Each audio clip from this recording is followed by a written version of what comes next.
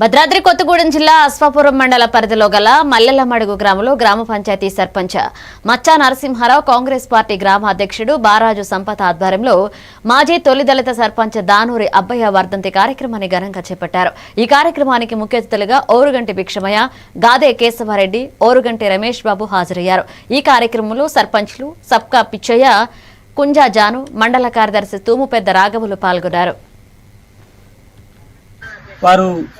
అశ్వాపురం మండలంలో 6 పంచాయతీలే మేజర్ పంచాయతీగా ఉన్న సమయంలో అప్పుడే పంచాయతీ విభజన జరిగింది. విభజన జరిగిన మొదటిసారి మల్లెలమడుగుకి మొదటి సర్పంచ్ గా ఒక ఎస్సీకి రిజర్వేషన్ రావడం వల్ల సర్పంచ్ గా కాగలిగారు.